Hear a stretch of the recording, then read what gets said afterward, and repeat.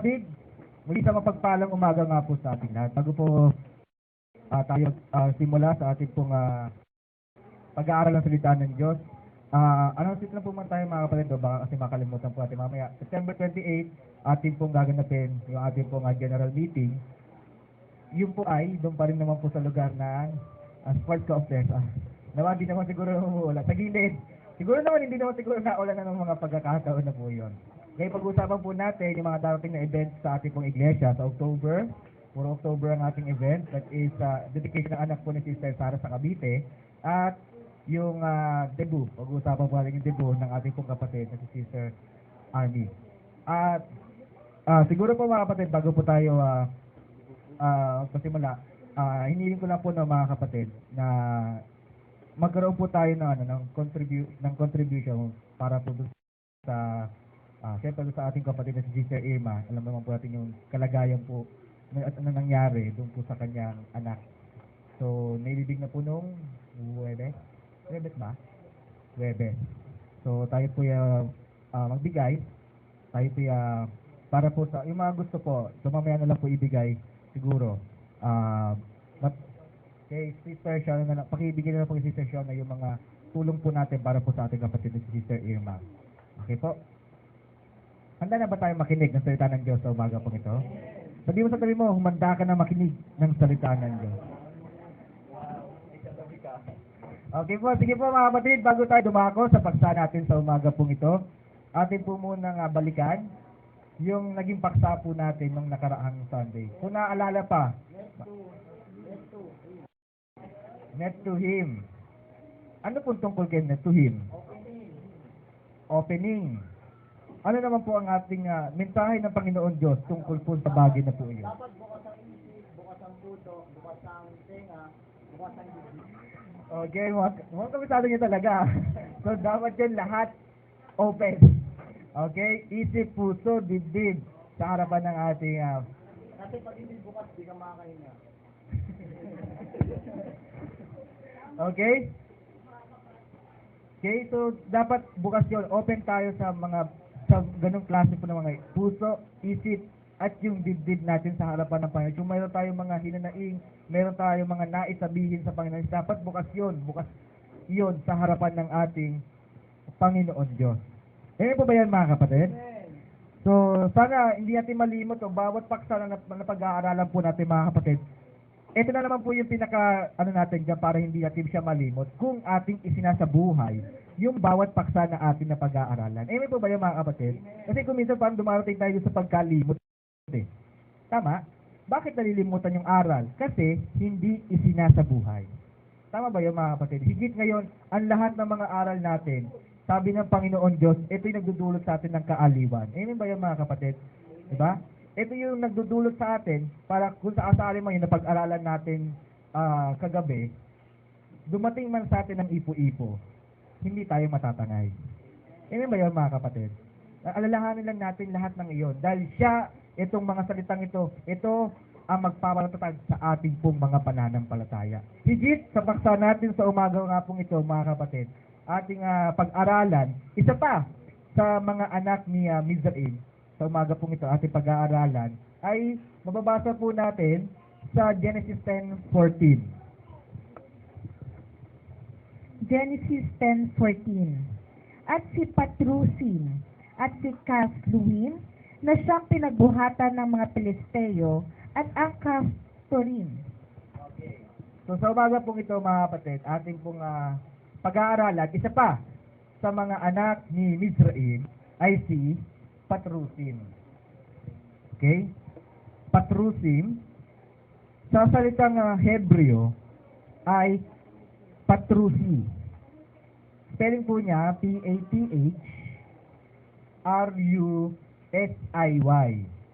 P-A-T-H-R-U-S-I-Y. Patrusi, nang ibig sabihin po ay persuasion of ruin. Wala pong iyon ruin yung sa dulo. R-U-I-N lang, ruin. Okay? Persuasion of ruin. Pag sinabi natin persuasion, ano po persuasion sa Tagalog mga kapatid? Ha? hikayatin, paghihikayat. Okay? Pero, ang sabi doon, persuasion of ruin. Yung ruin ay Tagalog, distraction. Tagalog ay pagkawasak, pagkasira. So, parang panghikayat sa pagkasira. Yung po yung ibig sabihin ng pangalang patrusim o patrusi. Okay? Persuasion of ruin. Hikayat, panghikayat o panghihikayat sa pagkawasak. Tanong natin mga kapatid. Malaki po bang influensya sa atin kapag merong nanghihikayat na tao sa atin? Di ba? Malaki po bang influensya kapag merong taong nanghihikayat sa atin? Di ba? Kaya nga sa mga malls, merong mga sales lady na yung mga di ba? Nanghihikayat sila parang bumili ng kanilang produkto o ng produkto ng kumpanyang kanilang pinagtatrabahuan. Tama, hinihikayat nila ang tao. Kasi kung walang panghihikayat, walang makabibili ng kanilang produkto. Malaki ang nagagawa o impluwensya sa atin kapag mayroong taong nanghihikayat. Tulad ng sinasabi dito sa Banal na Kasulatan na ipakita natin kung gaano kalaki yung impluwensya kapag mayroong taong nanghihikayat. Basahin natin yung Galatians 5:8. Galatia 5:8. Ang paghikayat na ito ay hindi nagmula doon sa tumawag sa inyo. Ano po sabi ng Banal na Kasulatan mga kapatid? Sabi, ang paghikayat na ito ay hindi nagmula doon sa tumawag sa inyo. Ano ibig sabihin nun mga kapatid? Kung ating pong babasahin po kung sino yung nanghihikayat po dyan sa 7, Galatians 5:7, sabi doon, nagsisitakbo kayong mabuti ng una. Sino ang gumambala sa inyong upang kayo huwag magsusunod sa katotohanan? Di ba kung tutuloy natin yung basa 8, ang paghikayat na ito ay hindi nagmula doon sa tumawag sa inyo. Ang isang tao, pwedeng magkaroon ng pagbabago ng kanyang ginagawa o pagbabago ng kanyang pag-iisip kapag merong humihikayat sa kanya. Higit kahit sa mga naglilingkod sa harapan ng Panginoon Diyos. Amen ba yan mga kapatid? Diba? Hindi naman kayo titigil sa paglilingkod kung walang gumagambala o humihikayat sa inyo para tumigil. Tama mga kapatid? Kaya nga nandito tayo sa umagang kapitay. Bakit tayo nandito sa umagang ito? Dahil tayo ay patuloy na naglilingkod sa harapan ng Panginoon Diyos. Pero tanungin natin, nasaan yung mga iba nating kapatid? Hindi kaya nahikayat na sila? At nagambala ang kanilang paglilingkod sa umaga pong ito? Diba? May mga ganun Nahihikayat, tumitigil tayo sa paglilingkod kapag mayroong humihikayat sa atin. So napakalaking impluwensyang nagagawa kapag mayroong nanghihikayat. Amen ba yun mga kapatid? Diba sabi persuasion of ruin. Panghihikayat sa pagkawasak. Diba? Ganun yung nangyayari sa atin kuminsan. Kapag tayo, Kristiyano, naglilingkod tayong patuloy sa harapan ng Panginoon Diyos, minsan nagtataka na lang tayo, bakit ganun isang kapatid biglang tumigil? Sino ang nanghikayat sa kanya sa pagtigil sa paglilingkod sa Diyos? Malaki talaga yung impluwensya ng tao kapag hinihikayat niya yung isang tao para tumigil. Okay? Ngayon puntahan natin mga kapatid. Isa-isayin natin yung mga tao na kung minsan humihikayat sa atin para tumigil sa paglilingkod. At nawa, sa umaga pong ito mga kapatid, maiwasan natin yung gantong klase ng mga panghihikayat sa atin. Una, basahin natin yung Kawikaan 1:10. Kawikaan 1:10. Anak ko, kung ikaw ay hikayatin ng mga makasalanan, huwag mong tulutan. Ano po sabi mga kapatid? Anak ko, kung ikaw ay hikayatin ng mga makasalanan, huwag mong tulutan. Sino po yung isa sa mga humihikayat sa atin para tumigil? Yung mga makasalanan. Tama naman Di ba? Kadalasan, yun naman talaga yung humihikayat sa bawat isa sa atin. Para tumigil sa paglilingkod. Di ba? Hinihikayat niya minsan tayo na, bakit kinasamba dyan? Dapat dito ka na lang kasama namin, nagbabanding, gumagawa, nakikipagsiya sa bawat isa. Di ba yung mga kapag meron kang mga tropa, barkada, di ba? Ganun yun eh. Nahihikayat tayo na tumigil sa paglilingkod dahil sa mga makasalanan tao. Sabihin mo pupuntahan, inuman. Di ba? Nahihikayat tayo. Hayaan natin sila doon, huwag tayong mapahikayat sa mga makasalanan. Dahil yun ay talaga namang gawain nila. Bilang Kristiyano, hindi yun ang gawain natin. Tama, mga kapatid? Kaya huwag tayong magpahikayat. Sila ang isa sa mga humihikayat sa atin para tumigil sa paglilingkod. Yung mga makasalanan. Sino pa? Unang Hari, 21:25. 1 Kings 21:25. Ngunit walang gaya ni Akab na nagbili ng kanyang sarili upang gumawa ng kasamaan sa paningin ng Panginoon, na hinikayat ni Jezabel na kanyang asawa. Okay, mga kapatid. So, natatandaan niyo po yung pangalan Jezabel. Mga kapatid. Serena. Hindi. Yung Serena, yung naalala. No? Ano yun eh, yung spelling nun ng Jezebel sa Serena, D-Y-E-S. As in Jezebel. Ito naman ay Jeza. Jeze. With a Z. Jezabel. Kung naalala po niyo, napag-aralan na po natin ito tungkol po kay Jezabel. Ano yung makapronounce? Jezabel. Hinikayat niya sino? Yung kanyang asawa na si Akab. Na ano?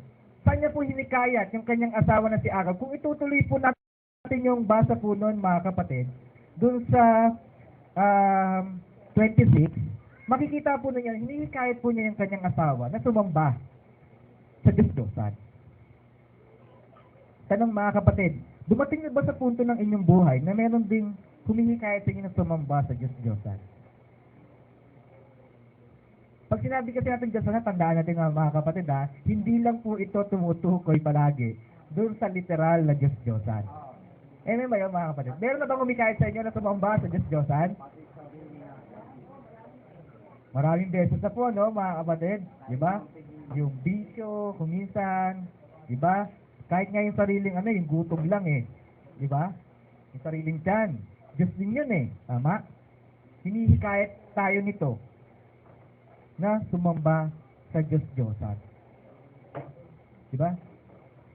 Kumbaga, natitigil yung paggawa natin sa harapan ng Panginoon Diyos dahil meron kasing humihikayat sa atin na sumamba sa Diyos-Diyosan.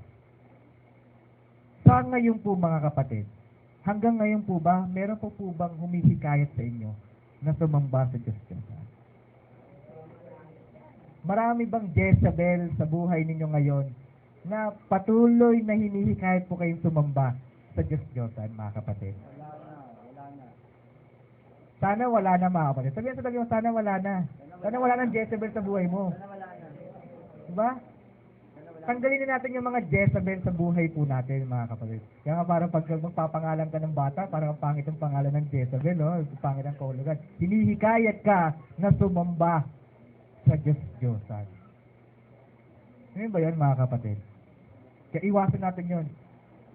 Yung mga tao o yung mga Jezebel na humihikayat sa atin sumamba sa Diyos-Diyosan. Minsan kasi mga trabaho, minsan pagod. Kahit ngayong higaan, makita mo lang yung unang kuminsan pag pagod na pagod ka na. Diba? Parang hinihikayat ka ng unan eh. Hindi ka na. Lagay mo na yung ulo mo sa akin. Matulog ka na. Diba? Minsan yung labahin. Pag nakita mo, nandito kami. Anong oras mo kami lalaban? Diba? May mga ganun eh. Hinihikayat ka ng mga bagay na yung para sumamba sa Diyos-Diyosan. Sila ang mga Jezebel sa buhay po natin. Hindi lang po kasi tao lagi tumutukoy yung Jezebel eh. Kaya ba yun, mga kapatid? Amen. Hindi lang palaging literal na may nagsasalita sa inyo na pumunta sa ibang church. Kundi kahit yung mga simpleng bagay na nais natin na kuminsan gawain natin, yun ay humihikayat sa atin para sumamba sa iba't. Iwasan natin yun mga kapatid. At alisin na sa mga buhay natin yung mga Jezebel na yon na hindi kaya tayong sumamba sa mga Diyos-Diyosan. Amen ba yun mga kapatid? Amen. Sino pa? Sino pa yung humihikayat sa atin para tayo ay tumigil sa paglilingkod? Ikalawang Hari 21:9. 2 Kings 21:9. Ngunit hindi nila dininig at hinikayat sila ni Manases na gumawa ng lalong masama kaysa ginawa ng mga bansa na pinaglipol ng Panginoon sa harap ng mga anak ni Israel. Okay. So sino pa po mga kapatid yung humihikayat o nanghihikayat sa atin sa kasamaan? Sa Israel. Di ba sabi doon, ngunit hindi nila dininig na hinihikayat sila ni Manases. Correction po mga kapatid, hindi po ito yung Manases na napag-aralan po natin na anak ni na anak, yung pumalit doon sa angkan ni Dan. Tama ba? Si Dan yun eh. Yung pumalit sa angkan ni Dan, hindi po ito. Okay, ito po yung Manases na hari. Okay? Nasabi, hinikayat sila ni Manases na ano daw gawin? Gumawa ng lalong masama kaysa ginawa ng mga bansa. Tanong natin mga kapatid. Siyempre sa bansa, siyempre dito sa panliputan mga kapatid, maraming mga bansa. Tama? Merong mga iba't ibang bansa na madidistinguish tayo talagang masama. Amen? Halimbawa nga tayo dyan mga kapatid. Anong bansa alam nyo na talagang masama? China? Bakit naman China? Kinakain yung baby doon. Middle East, bakit sa Middle East? Nang re-rape. Kahit lalaki nire-rape sa Middle East. Meron pa ba?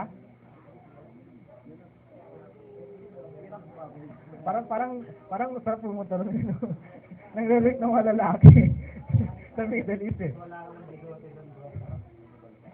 Okay. Korea. Amerika. Bakit naman po sa Amerika? Okay. Dahil doon sa same-sex marriage. Ako Di po, ba? Korea. Saan pa? Korea po. No? Sa Pilipinas. Bakit naman sa Pilipinas? Ay, na-aprobahan na ba? Ano pa lang, sinusulong pa lang, pero hindi pa aprobado. Yung sex without marriage. Hindi, Korea. Di ba maraming mga bansa tayong alam na talagang gumagawa ng masama. Pero sabi rito, Sa Korea, meron din. yung si Manases, hinihikayat tayong gumawa ng lalong masama Sa Korea. kaysa Sa Korea. mga bansa. North Korea. Ang Samorses. Kumaga lahat ng alam nating masama, mas lalo pa daw yung panghihikayat na masama na gagawin pa natin doon. Ano ba yung mga kapatid? Amen. May experience nyo ba yun sa inyo mga kapatid? Minsan lang. Minsan na. Kumbaga hindi ka naman ganun, pero para bang yung ino-offer sa'yo, parang maganda, pero mas masama doon sa dati mong mga kasalanan. Meron na bang ganun sa inyo, mga kapatid? Na hinihikayat tao, hinihikayat kayo, na hindi naman kayo ganun, pero mas hinihikayat kayo, mas gumawa pa na mas masama doon sa mga una niyong nagawang mga kasalanan. Kaya naman yung control. Diba mga kapatid? Kasi ganun eh. May mga ganong klase po ng mga tao na hinihikayat ang bawat isa, hinihikayat ang tao na gumawa ng lalong masama kaysa mga ginawa ng mga bansa. Sana mga kapatid, bagamat hindi pa tayo nakakasumpong ng gano'n, hindi pa kayo nakakasumpong ng gano'n, pero binibigyan tayo ng babala ng banal na kasulatan, huwag tayong pahikayat sa ganong klase ng mga tao. Dahil kaya sabi ng banal na kasulatan, meron talagang ganong klaseng mga tao. Diba? Hinihikayat na gumawa ng lalong masama. Amen ba yun mga kapatid? Amen. So, iwas tayo din mga kapatid. So, alam na natin, meron palang ganong klaseng tao. Diba? Pero mo, hindi ka naman dati manginginom, pero tuturuan ka niya na manginginom. Dati naninigarilyo ka lang, napagtagumpayan mo na, pero ito dumating sa'yo. Tuturuan ka niya mag-drugs. Mas malala pa yung tinuturo sa'yo. Amen ba yun mga kapatid? So, isa pa yun. Sino pa? Gawa, 14:19. Gawa 14:19. Datapwat nagsirating ang mga Hudyong buhat sa Antioquia at Iconio. At nang mahikayat nila ang mga karamihan, ay kanilang pinagbabato si Pablo at pinaladkad nila siya sa labas ng bayan na inaakalang siya'y patay na. Siguro naman wala pang ganito sa iglesia natin, mga kapatid, no? Wala pa naman. Kasi buhay pa naman kaming abot. Di ba? Kumaga, may mga tao manghihikayat po sa inyo para pumatay, mag-aklas, magrebelde laban sa mga lingkod ng Diyos. Meron na ba, mga kapatid? Actually, hindi naman po kasi palaging literal yung pag sinabi natin pagre-rebelde. Kahit yung mga pagsasalita lang ng mga bagay na hindi marapat sabihin para sa mga lingkod ng Diyos, tapos nadala ka. Kumbaga, nahawa ka. Eh, hindi naman totoo yung sinasabi ni Brother RJ eh. Tapos nahawa ka lang, oo nga eh. Sa mga ganong klaseng pananalita, nahikayat ka na magrebelde, mag-isip ng masama sa mga lingkod ng Diyos. Dito nga, ang masama rito, pinagbabato eh. Si Pablo eh. Siguro naman, wala pa naman siguro. Pagka meron naman dito, tatakbo nila siguro agad-agad ako pagka babatuhin na pa ng mga kapatid. Diba? Siguro wala pa namang ganun mga kapatid. Pero sinasabi ng banal na asatan, posibleng magkaroon ng ganun. Kahit sa mga simpleng pag-iisip, sa simpleng pananalita, laban sa lingkod ng Diyos, tapos nahawa ka, ano yun, nahikayat ka na magrebelde sa mga lingkod ng Diyos. Ano ba yun mga kapatid?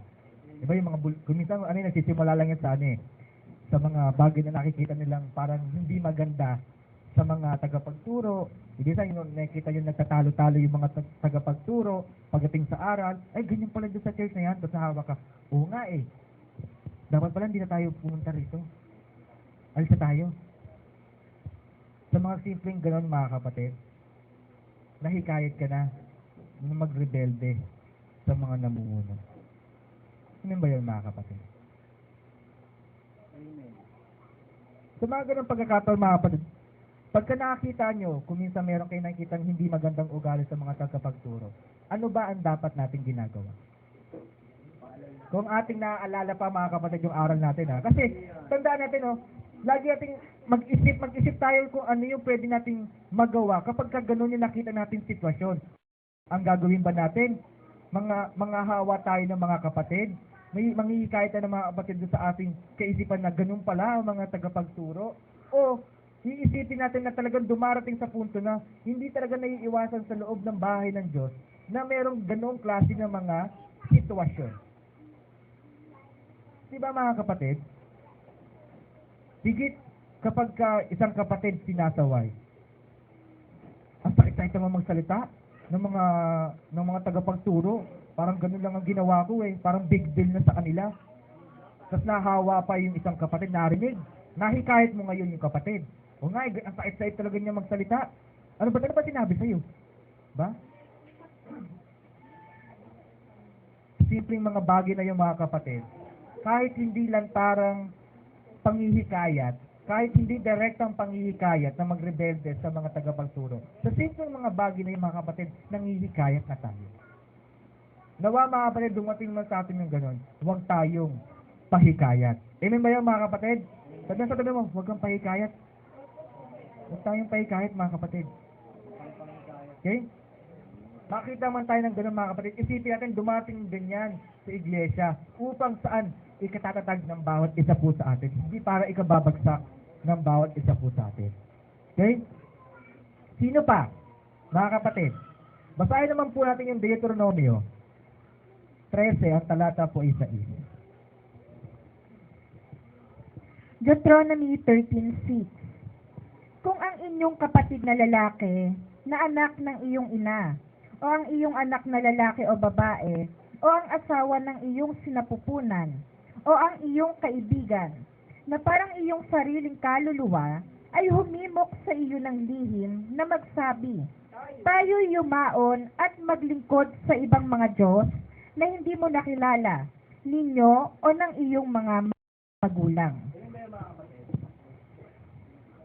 Meron mga ganito na tao humihikayat sa atin para sumamba sa ibang Diyos na hindi natin nakilala. Kaya nga dito sa iglesia po natin mga kapatid, ipinakikilala natin sa bawat paksa po natin sino ang Diyos. Ipinakikilala natin sa bawat isa sino ang Diyos na dapat sambahin ng bawat isa po sa atin. Dahil kung minsan, kahit ang mismong kapatid na, ipinakilala na sa kanya yung Diyos sa pamamagitan ng mga aral, doktrina na itinuro sa kanya, inahihikayat pa siya na sumamba sa ibang Diyos na hindi naman niya kilala. Amen ba yun mga kapatid? Marami tayong mga ganong klase ng mga pagkakataon. Kapatid na bautismohan, tapos biglang mawawala. Bakit? Nakakilala o meron nang hikayat sa kanya na sumamba sa ibang Diyos na hindi naman niya kilala. Amen? Kapatid na yun pero napasamba ba sa ibang Diyos? Diba? Di kasi maganda kasi tugtugan dun eh. Di kasi nandun yung mga ka-close friends ko eh. Doon lang ako sasamba. Kahit na hindi niya kilala ko ang tinuturo pala doon, pwede pala dito ikapu. Pwede pala dito kumain ng dugo. Diba? Sumasamba sa ibang mga churches kasi iba yung layon. Kahit na hindi niya kilala, ano bang Diyos meron po kayo dito? Yung Diyos namin dito, tinotolerate yung mga pagsusugal, pag-iinom, paninigarilyo. Diba? Tanong mga kapatid, meron ba kayong ibang sinasambahan church maliban sa church po natin? Baka nahihikayat na kayong sumamba sa ibang Diyos. Mga kapatid. Sa mga pagkakataon na absent po kayo, nasaan po kayo mga kapatid? Di kaya nasa ibang church kayo? Sana hindi naman mga kapatid. Kasi kapag ganun, sumasamba kayo sa Diyos na hindi niyo naman kilala. Nahikayat kayong sumamba sa Diyos na hindi naman yun yung Diyos na dapat yung sinasamba. Amen ba yun mga kapatid? So may mga ganong klase ng mga tao at ganong klaseng panghihikayat ang ginagawa sa bawat isa po sa atin. Hinihikayat tayo para tayo ay masira, mawasak. Amen? Kapag ikaw nagpadala ka doon, gumawa ka ng masama, sumamba ka sa ibang Diyos, sinamba mo ang Diyos sa sarili mo, mapapahamak ka. Yun yung mga taong humihikayat sa atin para tayo ay mapasama. Amen ba yun mga kapatid? At sana, dahil sa alam natin na meron palang ganong klase ng mga tao, huwag tayong pahikayat. Amen? Palakpakan naman po natin siguro ang ating Panginoon Diyos. Dahil pinakikilala niya sa atin kung sino ang dapat nating iwasan at hindi tayo dapat mapahikayat. Tanong natin mga kapatid. Alam naman natin, may mga ganong klaseng taong masasama talaga, na talagang sila pa, kung sino pa masama, kung minsan, sila pa yung malaas manghikayat. Amen ba yung mga kapatid? Kung minsan, mayat maya pang hihikayat nun eh. Kung minsan, araw-araw, di ba? Sa bawat pagkakataon ng buhay nila, nanghihikayat sila. Tanong mga Kristiyano, kung yung masama nanghihikayat at talagang walang patid yung kanilang panghihikayat, tayo kaya mga Kristiyano? Tanong ko po sa inyo, nanghihikayat po ba tayo? Dapat ba sa atin tayo mga Kristiyano nanghihikayat? Kung sila nga masamang tao nanghihikayat, tayo kaya mga Kristiyano, dapat ba tayo manghikayat? Sige nga mga kapatid, basahin nga po natin yung 2 Korintos 5:11. Ating makita na dapat kung ang masasamang tao nanghihikayat, dapat tayo rin mga Kristiyano. Bakit tayo dapat manghikayat? Dahil sa ganitong klaseng dahilan. Basahin natin yung 2 Korintos 5:11. 2 Corinthians 5:11. Yamang nalalaman nga, ang pagkatakot sa Panginoon ay aming hinihikayat ang mga tao. Ano po sabi mga kapatid? Yamang nalalaman niya ang pagkatakot sa Panginoon ay aming hinihikayat ang mga tao. Base po sa ibang salin ng bayan na asulatan, sa Darby, knowing therefore the terror of the Lord, we persuade men. Yun po yung sa Darby. We persuade men. DRB, Knowing therefore the fear of the Lord, we use persuasion to men. Alam natin yung pagkatakot sa Diyos eh. Alam natin na mayroong Diyos na hahatol sa atin. Sa pagkaalam natin na mayroong Diyos na maghahatol sa bawat isa sa atin, dapat doon tayo masikap na humihikayat ng mga tao. Alam natin na ang balang araw, darating ang araw ng Diyos, gugunawin ang sanglipotang ito, tapos tayo nakatunganga lang, hayaan lang ba natin ang mga tao yan maiwan at masunog? Mga kapatid, kung yung taong masama nga, inaaraw-araw tayo sa paggawa ng masama, tayo kaya mga Christian. Alam natin nagugunawin itong mundo eh. Alam natin na hahatulan ng Panginoon Diyos ang lahat ng tao sa kanilang mga gawa eh. Hindi ba kayo magsisikap na para sila ay hindi mapahamak? Mga kapatid, sa pagkaalam ng salita ng Diyos, dapat doon tayo nagiging masikap sa panghihikayat ng tao. Walang iniiwan niyang Spider-Man, di ba mga kapatid? Meron siyang kapangyarihan. Bakit siyang binigyan ng kapangyarihan? Para dahil may responsibilidad na nakapatong sa kanyang mga balikat. Kayo mga Kristiyano, bakit ba kayo nakaalam ng salita ng Diyos? Bakit ba kayo binigyan ng kaligtasan ng Panginoon Diyos? Bakit ba kayo laging pinapangaralan ng katotohanan ng Panginoon Diyos? Dahil may responsibilidad din kayong dapat ninyong ginagawa. At yun ay ang panghihikayat ng mga tao. Amen ba yun mga kapatid? Tanong ko po sa inyo, nanghihikayat po ba kayo? Parang ang pansin ko sa umaga pong ito, tayo-tayo lang din. Wala na tayong bisita. Wala na tayong bisitang binabate. Nasaan ang inyong panghihikayat? Dito nyo ngayon ipakita yung sabi nyo, lakas ng inyong panghihikayat, yung galing ninyo sa pagsasalita, yung galing ninyo pagdating sa mga tao. How do you persuade men? O baka hanggang sa pangliligaw lang kayong magaling? Pinipersuade nyo lang yung mga inyong mga gusto. O kaya, labis ang inyong pagpapaganda para makapag-persuade kayo talaga ng men. Baka hanggang gano'n na lang ang ating persuasion na ginagawa sa mga tao. Huwag naman gano'n mga kapatid.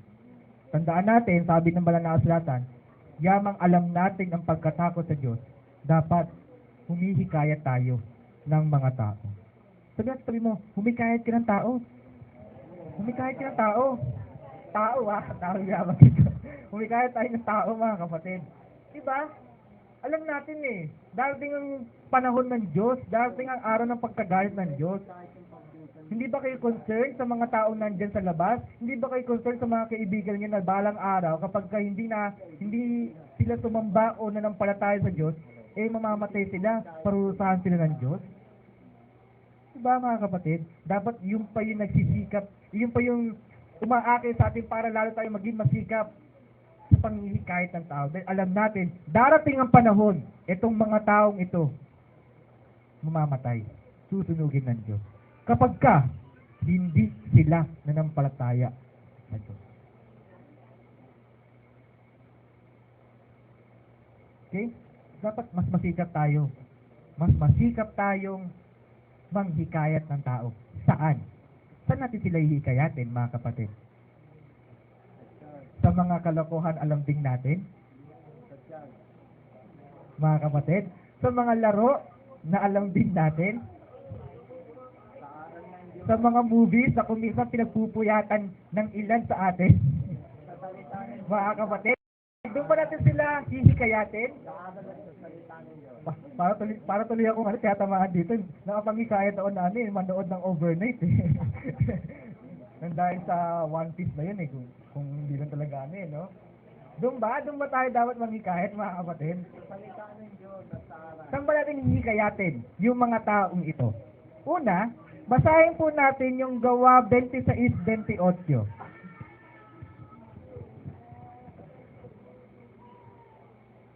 Gawa 26:28. At sinabi ni Agripa kay Pablo, sa kakaunting paghihikayat ay ibig mo akong maging Kristiyano? Saan daw po natin hihikayatin ng mga tao? Para maging Kristiyano. Tandaan natin mga kapatid, bagamat may mga tao sinasabi nila na sila ay Kristiyano, pero alam natin ang tunay na kahulugan ng pagiging Kristiyano. Eh, ano ba yun mga kapatid? Pag sinabing Kristiyano, sumusunod sa bawat salita ng ating Panginoong Jesucristo. Yun ang Kristiyano. Okay? Kaya hindi natin pwede sabihin, eh di Kristiyano daw yun eh, yung mga tao yun, sinabi na Kristiyano sila eh. No, hindi naman talaga sila tunay na Kristiyano. Ang Kristiyano, sumusunod kay Kristo. Ano ba yun mga kapatid? Kaya bilang mga Kristiyano, tayo, sinasabi natin sa ating sarili na tayo, tunay na Kristiyano, bilang mga Kristiyano, dapat hikayatin natin sila na maging Kristiyano. Ano ba yun mga kapatid? Tanong, mahirap ba yun? Mahirap ba yan mga kapatid? Iba kasi ako cornyhan na. Kasi may sayaw, Kasi may sayaw, may awitan. Tapos, ano naman nakakaya naman sa mga ka-repapits ko eh, no? Baka tuksin ako, Father, dito nga, basahan mo nga kami ng banal na kasulatan. Oh, luhod kayo, nandiyan si ano? Si bro. Diba?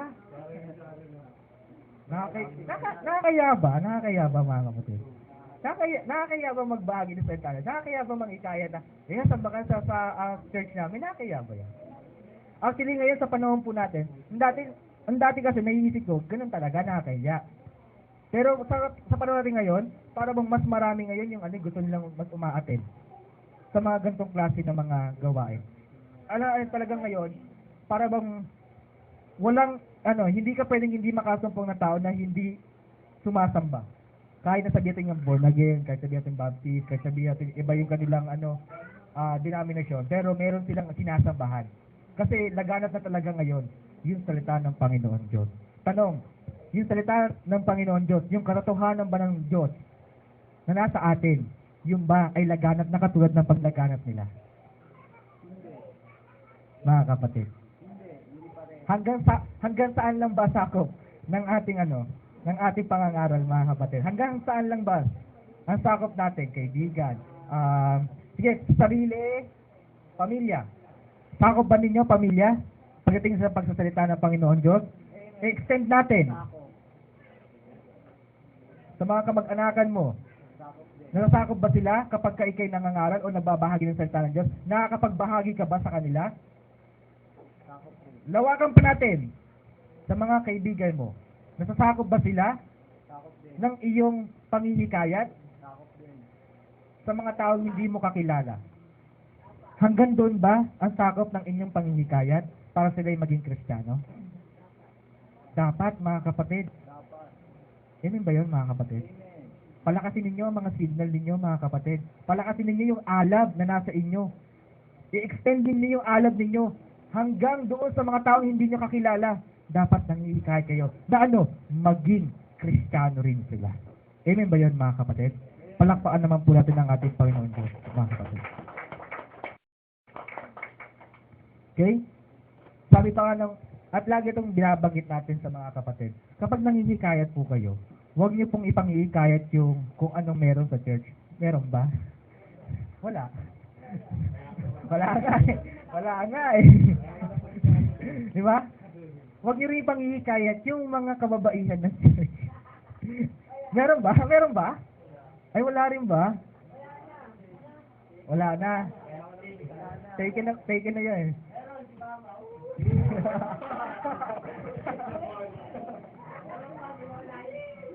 Diba? Kasi minsan ganun ang ginagamit eh, hindi. Di ba? Pag nangihikayat na tao, doon ka sa church namin, masaya doon, maraming babae doon. Tapos may pagkain palagi. Ha? May pagkain palagi. Di ba? Sino ba dapat ang ini-offer natin sa mga tao kapag tayo ay nangihikayat? Salita ng Diyos at ang aral. Basahin natin yung Gawa 28:23. Gawa 28:23.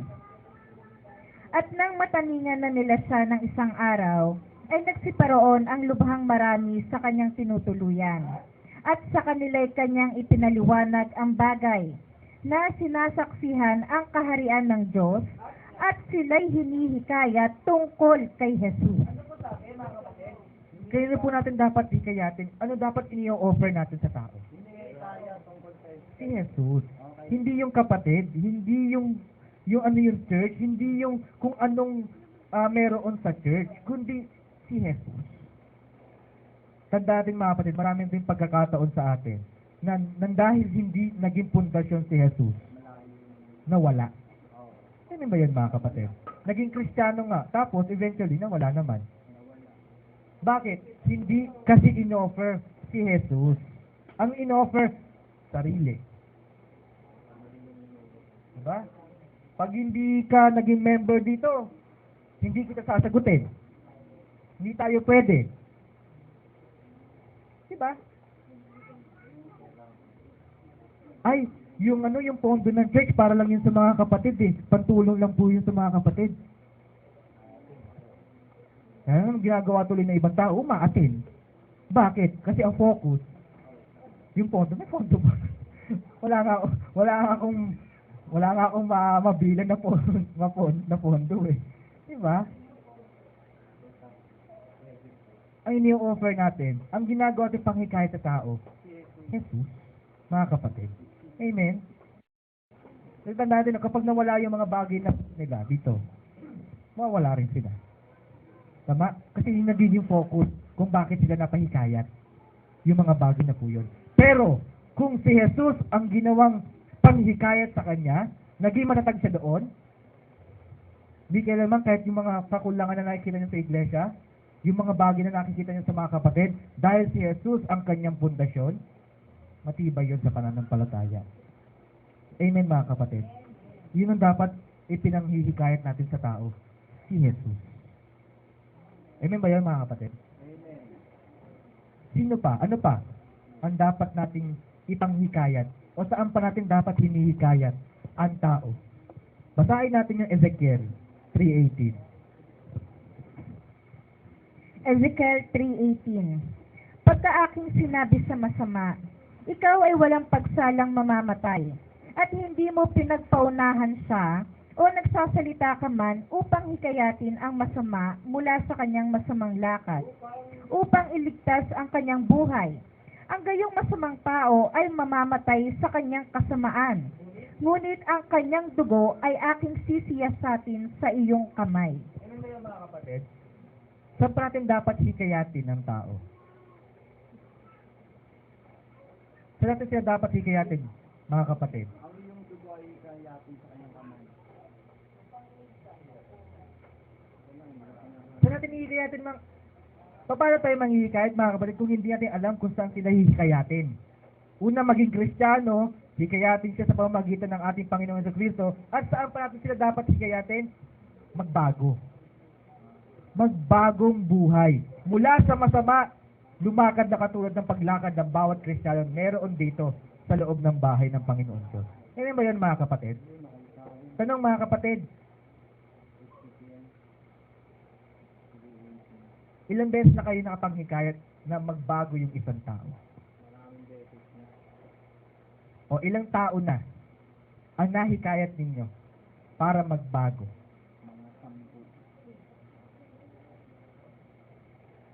Ang nakakalungkot nga ko minsan, kahit hindi ibang tao, kahit mismong kapatid, hindi pa rin nagbabago.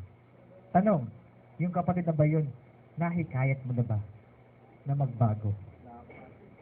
O wag muna sa kapatid, sarili muna. Nahikayat niyo na po ba ang inyong mga sarili na magbago? Higit sa mga kapatid na patuloy pa rin gumagawa ng kasalanan. Tandaan natin, mga kapatid, yung mga tinuturo natin, hindi natin kaya yung gawin sa ibang tao kung hindi mo yung kayang gawin sa iyong sarili. Amen ba yun, mga kapatid? Kung ang sarili mo hindi mo kaya mapahikayat na umatin na maaga kapag pagsamba, paano mo mahihikayat yung mga kapatid na nalilate din? Kung ikaw mismo, kapatid, pala absent ka, paano mo mahihikayat yung mga kapatid na sumamba? O paano mo mahihikayat yung ibang tao na sumamba? Kung ikaw mismo, pala absent ka. Paano mo hikayatin yung kapatid na tumigil sa kanyang bisyo kung ikaw mismo hindi mo mahikayat ang iyong sarili na magbago? Amen ba yun, mga kapatid? Diba? Tandaan natin, no? Mas effective ang panghihikayat natin na magbago ang tao kung nakikita nila yon sa atin. Amen? Baka mga pagka-hinikayat mo yung tao tapos hindi ka nagbabago, baka sabihin pa sa iyo ano ba naman to, hinikayat mo ako tapos ikaw hindi ka naman din nagbabago, sumama ka na lang sa amin, pare-pareho na naman tayo Diba? Doon natin sila dapat hikayatin, mga kapatid, pero sa kalagayan, isingin natin inyong mga sarili, mga kapatid. Sa kalagayan nyo ngayon, yung sarili nyo ba nahikayat nyo magbago? Kasi bago nyo gawin ang panghihikayat sa ibang tao, sarili nyo muna, mga kapatid. Diba? Useless ang panghihikayat natin kapag kami nakikita sa atin na ganong klase ng paraan ng pamumuhay natin. Amen? Tandaan niyo, hindi lang sa inyong sarili naapektuhan yung inyong panghihikayat. Kahit naman po mismo, kuminsan sa amin mga tagapagturo. Nahihirapan kami manghikayat ng tao kapag may nakikita silang mga kapatid na ganoon pa rin ang kanilang pamumuhay. Na ibabalik sa amin yung sinasabi namin na, yung mga kapatid nyo nga, hindi pa rin nagbabago Paano mo ko mapapapunta dyan sa church ninyo? Paano mo masasabing magbabago ang buhay ko kung yung mga mismong kapatid nyo na ay hindi nyo kayang magawang mabago? Naapektuhan din po kami, mga kapatid. Tandaan natin, iisang katawan tayo. Amen? Iisang pananampalataya, iisang faith. Kung anong nakikita sa inyo, yun din ang refleksyon ng buong iglesia. Doon natin sila hihikayatin para magbago. Magiging effective yun, mga kapatid, kung kayo mismo nakita ang pagbabago sa inyo. Amen ba yun, mga kapatid? Sabihin mo sa tag mo, hikayatin mo sarili mo, magbago ka. Magbago ka, kapatid. Lalong higit sa mga kapatid natin, patuloy pa rin sa paggawa ng masama. Diba? Saan natin magagawa yung panghihikayat sa mga tao para ano? Para magbago. Dahil yun ay tungkulin na ng bawat isa po sa atin. Diba? Lumalakad ang mga baka, nagkakaroon ng laman yung bangan. Amen? Hinihikayat natin ng mga tao mga bago para ano? Magtamo rin sila ng kaligtasan. Amen? So yung doon pa natin dapat hikayatin ang mga tao. Kristiyano, hikayatin sa pamamagitan ng ating Panginoong Hesus at hikayatin magbago. Isa pa. Basahin natin yung Gawa 18:13. Gawa 18:13 na nagsasabi, hinihikayat ng taong ito ang mga tao upang magsisamba sa Diyos laban sa kautusan. Alam niyo po ba yung storya po nito sa Gawa 18:13? Sino po yung tinutukoy dito na nanghihikayat ng mga tao upang magsisamba sa Diyos laban sa kautusan? Unbelievers. Si Pablo. Si Pablo po yan Inaakusahan po siya. Okay? Kung mababasa po niya yung 18:12, si Pablo po yung tinutukoy po dyan at inaakusahan siya. Okay? Which is, ang gawain talaga ni Apostol Pablo, manghikayat ng tao para sumamba sa Diyos. Nagagawa pa ba natin yan, mga kapatid, na mag-invite? Your friends, relatives, your co-workers, diba? Classmates. Naikayat mo ba silang umattend ng church? Yung mga ex-classmates, yung mga dati mo pang yung old classmates, ba? Naikayat na ba silang sumamba dito sa church? How many times yung tinry na paatinin sila? Yung una, hindi, busy ako nagkaroon ba ng pangalawa? Hanggang hindi mapakyan. How about the third time? Meron ba? O baka hanggang 1 lang talaga, mga kapatid? Ilan sa mga kasamahan natin sa trabaho ang napaating na dito sa church? Meron na ba mga kapatid? Classmates. Yun, dami-dami yung classmates. Diba? Yung mga kasama mo sa practice. Ano ba? Mga tryouts, basketball, training, yung mga ganun. Ilan doon ang napaating na ng church? Sa mga teammates mo.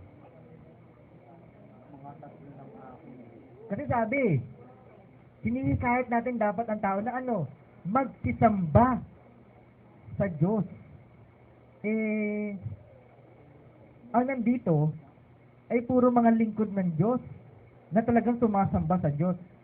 Parang kakaunti lang dito yung mga kapatid na ano, na napaatin nila yung ibang tao para sumamba sa Diyos natin. Wala. So yan siya sabi, wala lang ang bisita tayo binabate. Diba? Dati, dami-dami natin bisita. Ngayon, tayo lang din. Diba? Doon pa natin sila dapat hikayatin. Kasi kung minsan, ito nakalulungkot. Ito yung isang bagay na kung minsan para bang nakikita sa atin ng Panginoon Diyos, unfair tayo. Minsan, mas magaling tayong gumawa, manghikayat ng mga kakilala natin pagdating sa mga gatherings, sa mga events ng ating buhay. Birthday, minsan, ikaw pa mismo yung nag-organize ng reunion, hiking, di ba? Camping, wala rito eh. Di ba? Nag-organize minsan swimming. Organize. Pero, ilang beses mo na bang napag-organize ang Diyos para yung mga taong iyon ay sumamba sa Kanya? Mga kapatid. Nakapag-organize na ba kayo ng Bible study?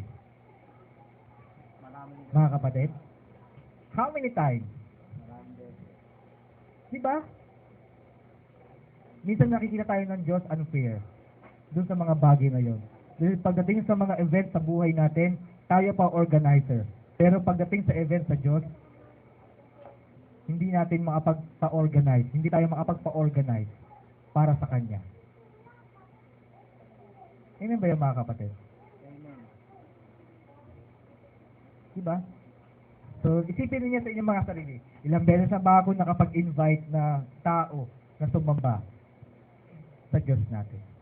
Sa mga bagay na yun, dapat doon natin hinihikayat ang mga tao. Maging Kristiyano, magbagong buhay, higit sumamba sa ating pong Panginoon Diyos.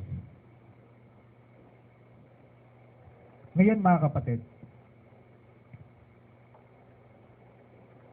sa banal na kasulatan, doon natin sila dapat hikayatin. Tama?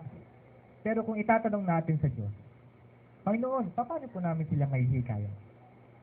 Anong pamamaraan o saang mga bagay o anong magagawa natin para itong mga taong ito ay mahikayat natin sumamba sa iyo, sumamba sa Diyos? Ano ang mga bagay na binibigay sa atin ng Panginoon na maaari natin magawa para maging mas madali para sa atin ang panghihikayat ng tao? Una, ito ang dapat natin gawin. Unang Korinto 9:20 hanggang 22. Unang Korinto 9:20 hanggang 22. At sa mga Hudyo, ako'y nag-aring tulad sa Hudyo, upang mahikayat ko ang mga Hudyo. Sa mga nasa ilalim ng kautusan, ay gaya ng nasa ilalim ng kautusan. Bagaman wala ako sa ilalim ng kautusan, upang mahikayat ang mga nasa ilalim ng kautusan. Sa mga walang kautusan, ay tulad sa walang kautusan. Bagamat hindi ako walang kautusan sa Diyos, kundi nasa ilalim ng kautusan ni Kristo, upang mahikayat ko ang mga walang kautusan. Sa mga mahihina, ako'y nag-aring mahina, upang mahikayat ko ang mahihina. Sa lahat ng mga bagay ay nakibagay ako sa lahat ng mga tao, upang sa lahat ng mga paraan ay mailigtas ko ang ilan. Tanong mga kapatid, sa ganito mga paraan, sinabi ng Panginoon Diyos, mahihikayat natin ang mga tao. Sa paanong paraan nga mga kapatid, base sa binasa natin? Sa lahat ng mga paraan o sa lahat ng mga bagay, nakibagay ako. Ang sinasabi po natin doon, sa lahat ng bagay ay nakibagay tayo para sila'y mahikayat natin. Hindi sa gawang masama, ha? Hindi tayo nakikisama. Okay? Nakikisama tayo sa kanila. Hindi nakikisama, kundi nakikisama. Okay? Kapag may pagkakataon naman at wala naman talaga at wala namang gawain, pwede ka naman sumama sa ganung klase ng mga gatherings, di ba? Reunion, ano pa ba meron? Yung mga parties, di ba? Pwede naman eh. Diba? Pwede naman eh. As long as wala na apekto ang gawain at hindi naman masama yung gathering sa pupuntahan mo. Tama? Para sa mga pagkakataon yun, kunwari na-invite ka, tapos pinunlakan mo yung invitation nila, para pag ikaw naman nag-invite sa kanila sa church, paunlakan din nila yung invitation mo sa church. Amen? Mahirap naman yun, di ba? Ikaw nga lagi ka tumatanggi sa tapos kami, mo, papupuntahin mo sa church, kasi hindi ko naman sumasama sa mga namin. Di ba? Dapat marunong ka ding makibagay sa kanila. Diba? Sa mga mahihina, dapat hindi ka nga mayabang kapag nandun ka sa harapan ng mga mahihina. Dapat, ano ka ginagawa mo rin sarili mo mahina sa kanilang harapan para mahikayat mo rin sila. Hindi yung, ito dirty, here, ayoko rito, ayoko mag-Bible study dito, ano ba naman yung dadaan namin, puro bubog. Ayoko doon, ew. Mamaya magkasugat-sugat pa yung pa ako. It's so hot naman in here. Wala bang ano rito? Bubong? Diba? Yung mga tao ngayon, tinitiisin everyday. Lalakaran nila, mga bubong, lalakaran nila, puro basura. Diba? Dahil doon sila nakatira. Diba? Tapos ikaw magbabahagi ka sa kanila, tapos mailinggan ka ng ganun. Diba? Dapat nakikisama tayo sa kung anong kalagayan nila, mga kapatid. Di ba? O nakita mo yung iinuman mo madumi. Ay, hindi ko uminom dito. Pinainom ka. Di ba?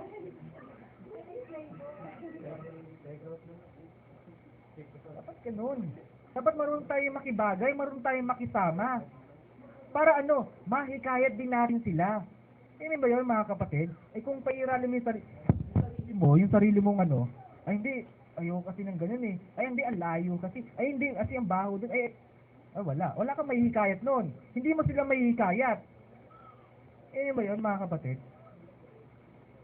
Ba? Dapat nakikibagay tayo sa kanila. Kung ano man meron, kung ano mang klaseng estado meron sila, dapat pumapantay ka doon sa level nila para mahikayat mo sila. Ba yun, mga kapatid? Diba? Mahirap manghikayat ng tao kung ang paiiralin natin yung sarili nating standard. Pero kung ile-level mo ang iyong sarili sa kanila, mas magiging madali ang panghihikayat sa kanila. Amen? Kung marunong tayong makibagay. Diba?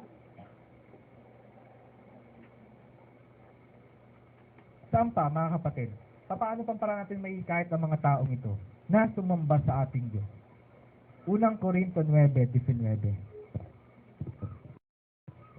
1 Corinthians 9:19. Sapagkat bagaman ako ay malaya sa lahat ng mga tao, ay napaalipin ako sa lahat, upang ako'y makahikayat ng lalong marami. Mga kapatid, anong ibig sabihin po ng mga kapatid? Ito pa yung isang paraan natin para mahikayat din natin itong mga taong ito. Higit yung mga kamag-anak natin para sumamba sa ating pong Diyos. Ano daw po? Magpaalipin. Bagamat tayo ay malaya sa mga taong ito, pero tayo ay napapaalipin sa kanila. Ano yung ibig sabihin ng mga kapatid? Kailangan ba talaga maging alipin tayo nila? Slave. Maging maid tayo nila? Maging yayo, yaya? Ganun ba yon? humingi sa'yo ng pabor, kamag-anak mo, hindi naman masama. Humingi sa'yo ng pabor. Gusto mo siya mahikayat. Gagawin mong pabor o hindi? Gagawin. Kaya na, hindi nga masama eh. Hindi nga masama eh. Hindi naman nakaka-apekto sa paglilingkod. Humingi sa'yo ng pabor. Gusto mo siya mahikayat. Gagawin mo ba o hindi? Gagawin. Hindi naman nakasasama eh. Di ba? Ginagawa mo siya ng pabor para ano? Ibalik sa iyo yung pabor na yon. Nung sa pagkakataong yung nung paghinikayat mo siya, hindi magiging mahirap sa iyo. Kasi kumaga at ease siya sa iyo. May tiwala siya sa iyo at ano siya sa iyo. Kumaga itong taong to, lagi itong ginagawa ng pabor ito, lagi akong sinusunod nito eh. 'Di ba? Minsan na tayo humingi ng pabor, 'di ba? Di mas madali ang paghihikayat. Tama? Kuminsan, kahit sa ating mga sariling mga magulang na hindi mananampalataya, sa simpleng pagsunod sa kanila, pwede natin silang mahikayat. Amen, mga kapatid. Lalo higit sa mga kabataan natin narito. Lalo higit yung mga magulang nila ay hindi pa mananampalataya. Sa simpleng pagsunod ninyo sa kanilang mga iniuutos na hindi naman masama, maaaring yun ang magamit ninyo para sila ay mahikayat ninyong sumamba sa church. Ba? Natusan ka lang bumili ng suka. Ano naman may ginagawa po ko, tatay? Di ba? Paano mahikayat yung tatay mo kung hindi ka naman sumusunod sa kanya? Di ba? Nagdadabugan pa, minsan. Di ba? Ang effective way para makahikayat ng tao, gawaan sila ng pabor. Amen, mga kapatid? Diba? Tanong mga kapatid. Ako dati may ugali akong ayokong gumagawa ng pabor, lalo higit sa mga kamag-anakan ko. Kasi ang lumalabas, kapag gumagawa ako ng pabor sa kanila, para bang yung paggawa ko ng ganon, para pagtanaw ko lang ng utang ng loob sa kanila. Sa atin mga kapatid, meron pa ba kayong ganong klase ng pag-uugali? Na ayaw nyo nang gumagawa ng pabor para sa tayo, ang hirap-hirap naman, tapos wala namang binibigay sa amin. Tapos pagka hindi kaya doon naman, ang hirap-hirap kayatin. Meron bang ganon mga kapatid? Utos na lang utos si ate. Utos na lang utos si ate. Bakit ba utos siya ng utos kasi hindi mo naman siya maasahan kung minsan? Meron bang ganun mga kapatid? Meron ba kayong ganung klase pag-uugali? Na ayon yung gumagawa ng pabor sa ibang tao, higit sa mga kamag-anakan po ninyo. Dahil yun yung paggawa ng pabor sa kanila, yun ay isa rin ating magagamit para hikayatin silang magbago. Para hikayatin sila higit maging Kristiyano. Ngayon ba yung mga kapatid? As long as nakikita nyo naman yung hinihingi sa inyong pabor, ay hindi makasasama o nakalalabag sa inyong pananampalataya, sundin nyo. Dahil yun ay mga gamit natin para hikayatin sila sa ating Diyos. Amen mga kapatid? Sana mga kapatid, makita natin sa umaga nga po ito, bagamat ang pangalang patrusin ay persuasion of ruin. Paghihikayat sa masama. Kung ang masama nanghihikayat everyday, walang sawa, dapat bilang mga Christian, ganun din tayo tulad nila. Nanghihikayat tayo, walang sawa, walang patid sa mga tao. Para maging Kristiyano, sumamba sa ating Panginoon Diyos, magbagong buhay. Amen ba yan mga kapatid? Mahirap ba manghikayat mga kapatid? Mahirap ba manghikayat mga kapatid? Sana sa susunod Sunday, may mahikayat tayo na sasamba na magiging bagong Kristiyano sa harapan ng ating Panginoon Diyos. Amen po ba yan mga kapatid? Aasahan po ba ng Panginoon Diyos na magkakaroon tayong bisita sa Sunday? Ayaw sa sagot eh, no? Hindi makayes eh, no? Aasahan mo ng Diyos yan mga kapatid? Noong ginawa ng ating Panginoon Diyos. Sige po mga kapatid, isang mapagpalang umaga po sa ating lahat. Palakbaan natin ang ating Panginoon Diyos mga kapatid. makahikaya tayo ng mga taong sasamba sa ating Panginoon Diyos. Di ba, Alden, may katanungan po